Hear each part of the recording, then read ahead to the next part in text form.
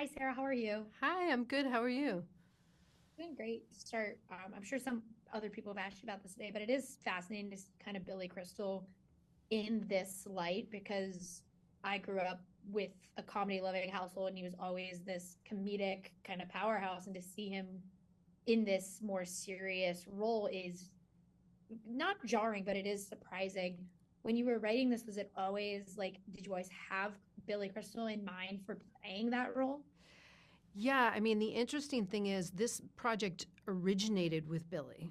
So he and Eric Roth, our other EP, had been trying to crack an idea together, and I had worked with Eric before. So Eric reached out to me and said, "Would you like to develop a show with us about Billy Crystal as a child psychiatrist, and a psychological thriller?" And I was thrilled, of course.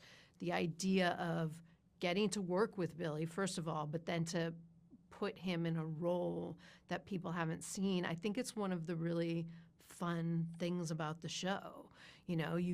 Everybody knows him. So you come in like, oh, it's Billy. And then you see him go down this totally unexpected path, which hopefully is fun for the viewer.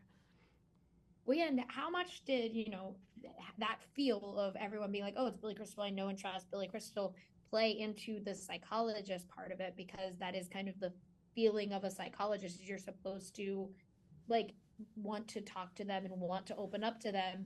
And when you have someone like Billy Crystal in that role, it's like, well, yeah, I would tell him all of my problems if Billy Crystal. Yeah, no, I love that you said that. I don't know if I've ever thought of it exactly like that, but you're right. You've got some built-in trust with Billy Crystal when like the second the show starts. And yeah, as a psychiatrist or psychologist, that's what you're looking for in somebody. And it really helps us hook into this character, I think, instantly.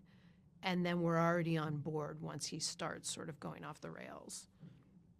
Yeah, and you also like this show just has it's Judith Light, and it's like no matter whenever you turn a corner, you're like, well, yeah, there's another person who I know I'm gonna love whatever they choose to do. But I outside of that, you have this little kid in it, and I think it's such a fun kind of juxtaposition to have these actors we know and love and trust when we're watching something with someone we are just meeting for the first time who's very, very young. When you guys were navigating how that relationship worked and how we were gonna see this child interacting with Billy's character, what for you was the biggest challenge of making sure that like we as the audience were like fully invested in that dynamic outside of just watching this because it's Billy Crystal and Judith Light. Yeah. Well, I do think you're right that, having this kid who's this unknown, that's the role that he plays inside of this show is this total unknown quantity. It's like someone just wandered in from the woods and he's mute and something's wrong and he shows up on Billy's doorstep and you don't know why. And so he's the mystery that you're trying to open up for the whole show. So I think you're right that in an interesting way, the other characters are people we're familiar with, and then this kid walks in and he's the mystery for us.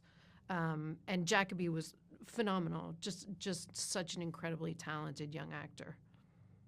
Yeah.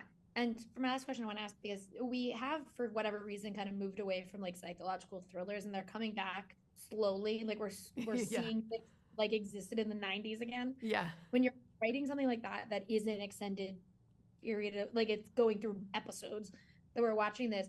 What for you was the coolest part about getting to drag out something like a thriller in an extended story versus how we it used to be like Yeah. psychological thriller movies way Yeah. back when.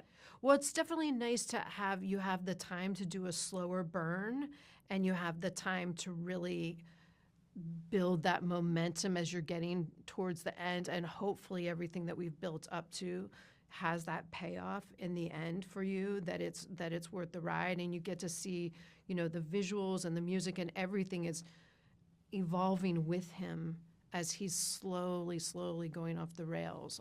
So yeah, I love that format. I hope we get to do more limited psychological thrillers because they're the best. Yeah. Thank you so much for talking to me, and I can't wait for everyone to get to see before. Thank you so much. It was great to meet you. I appreciate it. You bye. Bye.